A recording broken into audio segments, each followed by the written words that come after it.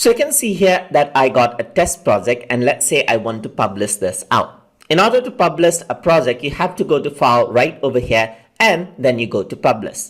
But before that, we have to look at the publish settings, which we already did in the previous lesson. So if you haven't seen that already, do see my previous lesson on how you can set publish settings. So you can see right over here that there are two options. There's publish to YouTube and publish, as you can see right here. So you can also publish this as a YouTube video.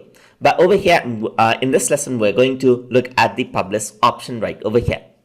And in publish to my computer settings, as you can see, there are three options. So you can publish this as HTML5, as WF, as video, as executable, as you can see. So you got three options, as you can see right over here. So HTML5 is the only option for responsive projects, but since this is a non-responsive project, you can see that I got three options right over here. So let's go to executable in this format. So over here, you can see that I can make this a Windows executable or a Mac executable, as you can see right over here. And I can give it a project title. So I'm going to give it a title such as test project right over here on the desktop. And I can also choose my own icon of my liking if I want to right over here. So I can choose an icon file right over here.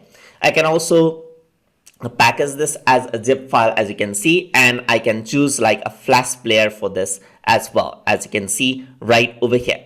So once everything is okay, you can go to more section right over here and choose like a custom setting for audio, as you can see right over here as well. So you want to increase the level of the audio, you can do that as well. I'm going to leave it as it is, just like that. I'm going to leave the icon as it is as well. I don't have any icon that I want to add in. So once I'm happy with the settings, I can simply click on the publish button and it saves the file right over there, as you can see.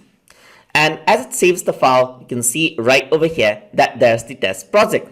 Okay, the Captivate logo is there as well. So if I were to double click on this, you'll be able to view the project as this. So you can just play this around, and this is the executed file. So you can see right over here, you can exit this out right over here. So that is how independent executable files can be made by using the publish options inside of Adobe Captivate. So hope you guys learned something as always. And as always, please like, comment, share, and subscribe.